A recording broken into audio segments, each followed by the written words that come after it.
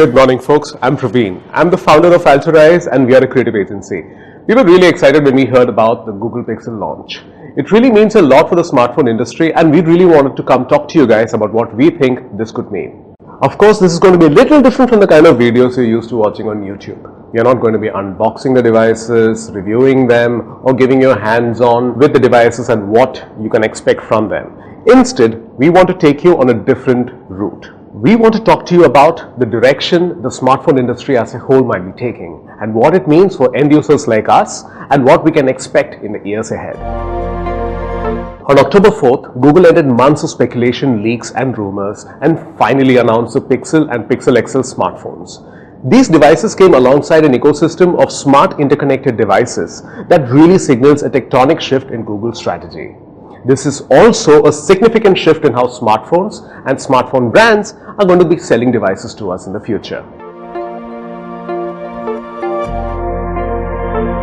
At last count, Android had dominated over 86% of the worldwide smartphone market share, while Apple had cornered 13% of that pie. And despite the ups and downs the industry has seen of late, they're still expected to bring in a revenue of around $425 billion by the end of 2016. And by the ups and downs, I'm talking about, of course, the Samsung Galaxy Note 7 fiasco. They had to take a $17 billion write-down on the devices and potential devices that they could have sold this year. And in the time since you started watching this video, 2,000 new smartphone buyers just bought into the ecosystem, which is just amazing. In an event that was strategically timed to come after Apple's iPhone 7 launch, Sundar Pichai, the Google CEO, stepped out onto a cozy venue to announce the launch of the Google devices. The venue happened to be at one point a chocolate factory. I'm not even kidding. And this is where Google announced that they're going to take the smartphone battle right up to Apple's doorstep. The devices themselves came as no real surprise. Everyone seemed to have already predicted what we could expect. But the real surprise was how Google was trying to take on the strategy, and that is what we were all really excited to learn about. So you might ask, what's the big deal? Google has been making smartphones in the past. Why the big furore? Well, there is a big difference. Smartphones are not the same as what they used to be. They have gone through a significant shift over the past few decades, and we are looking at a whole new era of the smartphone revolution. Smartphones have come a long way since they first launched. They're almost today like a digital limb that we can't live without. They're almost like a companion, a device that actually brings play, home and work to us smartly in a fun, interactive way. And that's only the beginning. In the future, you can anticipate these devices are going to interplay with a lot more devices at home and work and become a deeper part of our lives. And that brings us to the heart of the issue. Google has been making devices in the past with its Nexus line. As a matter of fact, some of you might be catching this video right now on a really cool Nexus 6P device. Nice. But this is the last we might see of the good old Nexus devices. Google's strategy with Android has been to provide the operating system that device manufacturers can use when they make their hardware devices and then reach out to the market, which is the reason why Android still has the 86% market share today. But Google has always had to make these Nexus devices as a kind of reference device in partnership with some of their hardware manufacturers, which would help the industry understand the potential the software was capable of achieving. But hardware manufacturers could still continue to do what they wanted to do with the ecosystem. They could take Android and skin it, have their own app stores, they could have their own services that would at times compete directly with Google, and that was beginning to be a bit of a problem. So Google decided to take matters into their own hands and fix the issue. They decided to get into the hardware business themselves, so they would have a tighter integration with hardware and software. This is another outcome of the new realignment that Google has had since they restructured the organization under Alphabet. Ever since Alphabet, we have seen a very different Google. They are not the fun, playful brand that would dabble in various technologies just because they could afford to. Today, instead, we see a Google that is getting smarter, more grown up, especially since they just had their 18th birthday, and we see them trying to be more serious about the business they are in. And this is precisely where we are headed with Google. They understand that search is not the same as it used to be. They are an ad-serving platform and they need to reach more users, and they are not going to be able to do that if they do not innovate. Users are continuing to use search. That's inevitable. But they are today also getting more and more used to using apps and devices as an extension of themselves. And that is precisely what we see with Google innovating with artificial intelligence and machine learning and cognitive intelligence to bring you services like The Google Assistant, for example, which is an evolution in the brand. This is going to be how there is going to be intelligent devices that are going to be interacting with you and me to help us understand how we can access the information that we seek much faster. The ideal mobile user experience depends on what you might call the quadfecta of factors. This is essentially hardware, software, services and connectivity which need to come together seamlessly to have a wonderful mobile experience.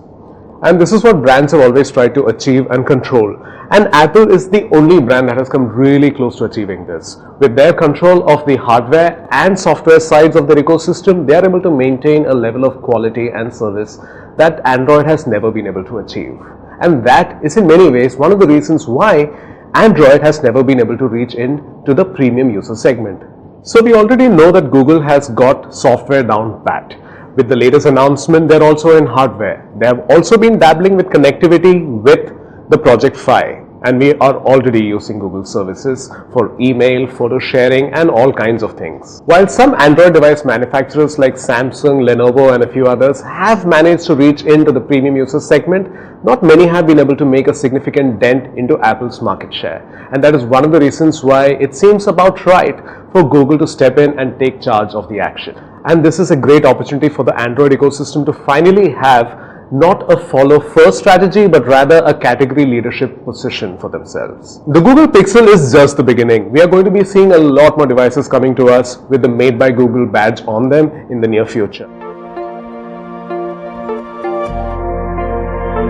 So what does this mean for mobile device manufacturers that are already riding the Android wave? Well, not much really. They just need to see the sedate software provider as also a competitor in their space. More competition means greater devices, better features and a wider selection for users like you and me. So it's always good. Brands who are in the hardware manufacturing space still have an immense opportunity to innovate with product design and new devices that can take advantage of the really powerful Android ecosystem. And as you may have noticed, product design is one of the key areas where brands can innovate. They have all seemed to coalesce into this common design that seems dubiously similar to each other, and that is definitely an area where brands should focus on innovating. Another strategy that brands have to retain their users is going a services route. For example, take Apple. When you use an Apple device, you also have access to the Apple iCloud, the iTunes Store, the App Store and services that are beautifully integrated with your iPhone or your iPad, which makes the entire experience flawless. Google has also had an opportunity. They have beautiful services, they have great infrastructure, and they have the capability of leveraging a service infrastructure like no one else can. So what about the smaller brands who need to compete with the likes of Apple and Google with a service infrastructure? Well, all hope is not lost. There are still wonderful brands out there like Hulu, Netflix, Dropbox and others, like music streaming services, storage services that can be smartly integrated into your hardware device that can make users married to your brand for the days to come. If there is another wonderful thing that came from the Google Pixel launch, it was the ad campaign. It was absolutely brilliant because it connected deeply to the brand's roots, its values. The vision that Google has always used to drive its strategy forward has been to organize the world's information. And that is precisely what they leveraged for their aggressive media buy and campaign across the United States and Europe. That is why we would always recommend to our brands to look deeply within and understand why they need to exist, why they need to offer their devices to their users, and what can drive their campaigns with soul and spirit, and not do the campaigns that are ephemeral and will not last and are not memorable at all. So before we conclude, we also need to ask ourselves, what does this mean for the end users? Well, it's a whole lot of fun for all of us. We are going to get brilliant devices with great features coming to us. Better cameras, better battery lives, all kinds of things that we have always wanted. But this also means fun new innovations for mobile devices. We will see modular devices coming to us in the near future. While the project era might have been shelved, its spirit still shines strong. Augmented reality. Excited? We sure are. Augmented reality is now almost ready to go mainstream. The devices are getting more affordable, they have practical controllers and are comfortable to use. And a mobile device is going to be in the center of this wonderful experience. Another very interesting takeaway from the event was how Google has built an ecosystem of devices that will interplay with the Google Pixel. We have already seen this happen with the likes of Apple, Amazon, Samsung, building devices that will actually work with your mobile device. This is quite similar to the strategy we have used for services that will keep users married to their ecosystem. If you have all the devices that work with your mobile device, you are one happy camper. And having interconnected set of devices also means that they have a better perpetual fix on you and what you need to give you a better digital experience and a brand experience. So what do you think about the direction the smartphone industry is headed in? Tell us what you think of the device and the launch and where you think brands should be heading next. Tell us in the comments and let's get this conversation started.